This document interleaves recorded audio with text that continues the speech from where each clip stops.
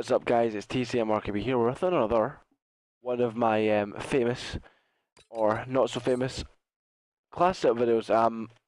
Yeah, I'm currently in Paris.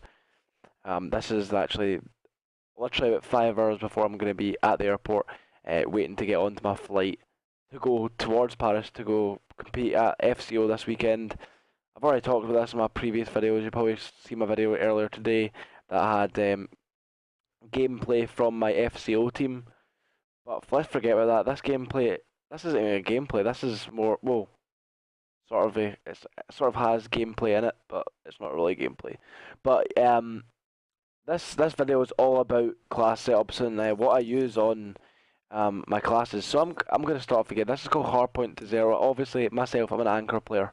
But this weekend I'm actually playing a submachine gun. But let's go away from that. I keep fucking mentioning this weekend. I'm an anchor player for my team, TCM Gaming, who are one of the best teams in Europe. Competed at events like G-Fin, G-Fin 2, things like that. And these are the 5 classes that I run. Don't look at the names. They've got weird names right now because I've not changed them in a while. They used to kind of like be actually related to their names, my actual classes. But I have since changed the classes around, so forget about the names. We're going to start with the match. And I think it's easier to explain things if I'm actually in the game. It's just easier. It just is. It honestly just is. I can show you why I want a certain class to do a certain thing, whatever. Right. Here we go.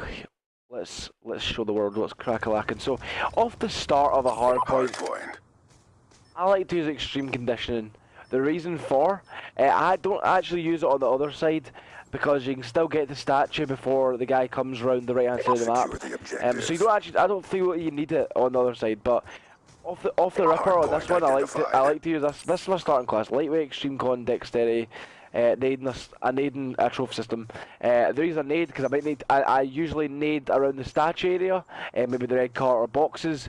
And if I get that initial kill, to get control of that massive point of the first hard point, which is statue, I will then set up a trophy. I should show you. So obviously I've got lightweight, extreme con, so I can get there as fast as possible. Okay, as fast as possible. I mean, look how fast I've just got here.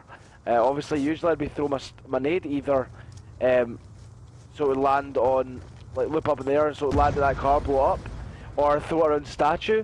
I kind of, obviously, as I scrim on near enough a daily basis, I kind of you kind of start to realise what certain individual players do. So say if you're playing against a certain team, you're going to start recognising what that actual player does or what position he goes to on a regular basis. I'm just trying to think of a random AR player. Swanee, right? Let's use Swanee for example. I can't really remember exactly what he does, but he's usually going to be around this statue area. He switches up. So I'm kind of usually going to have to either guess or just kind of throw a random frag around this area and just hope for the best. But if I get that initial kill on the statue, he's probably going to challenge me, or I might kill him with my nade, whatever. After I get that initial kill, I want to set up in statue for a good part of this hard point. If my team get control of green side for the first hard point, then the other team are going to be funneling through this yellow choke. And the only thing that's really going to stop me, I've got this disgusting head glitch. The only thing that's going to stop me is if I'm going to get outgunned from another AR player that's coming down, because I'm not getting killed by an SMG at this range with this amount of cover. So the only thing that's going to really kill me is an AR player, and I'm not sounding too big-headed, but I don't usually get outgunned by a lot of people. Mainly because I have a sick connection online. Hardpoint identified. Yeah. Like I said, I like to have a trophy. I like to have dexterity because dexterity is very important for winning gunfights. I mean, look, when you're sprinting to raise your gun, this is basics. Your gun raises to the center of your screen faster, means you can react faster to certain things after sprinting. It's better. Obviously, I switch it up. I'll constantly switch it up, and I need to remind people of this. I'm constantly changing what class I'm using. This is primarily a start class. I mean, sometimes I'll even use it off the start if I'm so certain that team is going to use a certain tactical against me, or something that's going to completely abuse me to in their favour. So yeah, I like to, as an AR anchor on the start of Standoff, I like to run this class. I mean, use the trophy system to support your team. Means they won't maybe necessarily need to run things like Flag Jacket. Obviously, it only lasts for 2 tacticals, so I mean, you're still going to want to have. They're still going to want to have a Flag Jacket or thing, but it still helps them. It's support for your team. I am basically a support player. If you think about it that way, I am the main support player for TCM. An anchor player is a support player. They're there to get the spawns. They're there to help their team on the hill when they can, but they're not primary hill players that are kind of brawling through and getting all the kills. They're not brawlers. You play around the edge of the map. Then going into my other classes, guys. I mean, it is really that simple. You just got to change to what the other team is using to their advantage. If you're constantly getting naded, you need to use Flag Jacket. I mean, if you're gonna die at an important key, like every death in Call of Duty can be important. It can be map changing, and you want to really recognise what teams are using, and not allow them to use things like frags, things like stuns, things like EMPs to their advantage. So yeah, change up. If they're a team that uses stuns, study your teammates. Use tac mask. I have classes to counter every situation. Flag Jacket class. If it's a team that spams nades, if it's a team that gets a war machine, that class comes out to play. If it's a team that likes to abuse both stuns and the EMPs, that class comes out. I mean, it's pretty simple. It has 2 EMPs to EMP the other team back. Yeah, another Flak Jacket class, but this time it has Tac Mask, just in case the team are abusing both stuns and nades. Because a lot of people like to run that combo. If they get a stun off, they like to throw a nade right at you. And that is just a class just with 3 attachments. If it's a team that doesn't run any tacticals, there are actually quite a lot of teams that just rely purely on gun skill and don't run too many tacticals. Usually like to run a lot of trophy systems. There's no point in me. Obviously, I do have 2 trophies there to counter their tacticals. But if there's a team that don't kind of spam tacticals, there's no real need for me to have things like Tac Mask or Hardwire, because it's just a waste of a slot, really. It's just a complete waste of a slot. This class is for that sort of situation. I've got dexterity to win the gunfights I need to make. In my previous video, I touched on FMJ. I don't think it's needed in a standoff. There's not many walls to shoot through compared to maps like Slums.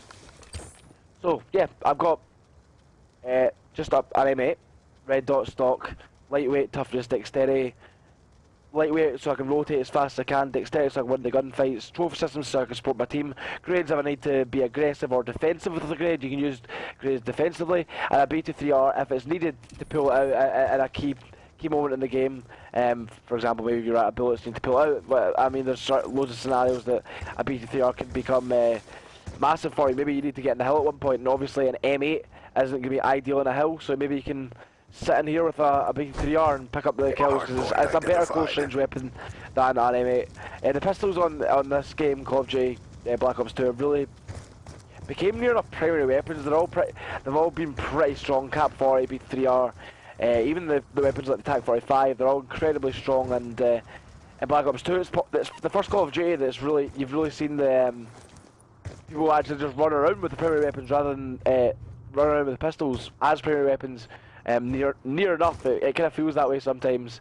Compared to the other game, like for example COD 4, you'd have the Desert Eagle. It's an incredibly powerful gun, but it was still, you only would really pull it out if maybe you use your whole clip of your weapon, so you're sitting there shooting, unloading bullets into someone, and then you run out, and then you have to whip out the fucking Desert Eagle and blow them to smithereens. But that was the only time you did it now. But there's times in certain situations, maybe if I'm in the hardpoint here, and I have a B23R equipped to my class. I don't actually have it on this class right now. If I had a B23R, it's a better gun in this sort of close quarters area than an M8. It is a better gun. Like say somebody jumps in the window, you'd rather have a B23R because it has that ability to one bomb drop people, which obviously is great for you. But hey guys, that's kind of drawn the end of my video. A lot of people want these class setup videos, to be honest. For me, I'm going to be completely honest, you should really know what classes to use at this point in the game. I know, obviously, there may be some amateur players watching, so it is going to obviously help you guys out. But I don't feel like class setups are maybe you guys want to have my classes set up. I've got the same class as MarkyB. I don't know if you guys are like that, but I'm presuming there might be one or two of you like that want to have the same class set up as me. But for me, it's just personal preference, guys. Use what you're comfortable with, and this is probably my last class setup video for now. Until I can kind of go into more detail on certain classes, because I feel like it's personal preference, really. But anyway, guys, I hope you've liked the video. I really do hope you guys kind of not even take into consideration my classes. The main point of this video is, guys, study your opponents, learn what they use, counter them. You will win games due to countering teams. Reiterated this in many videos before. Counter teams and you win games. Counter teams and you win games. Okay. But yeah, guys, that's the end of my video. Hope you've enjoyed it. And be there, yeah, be there.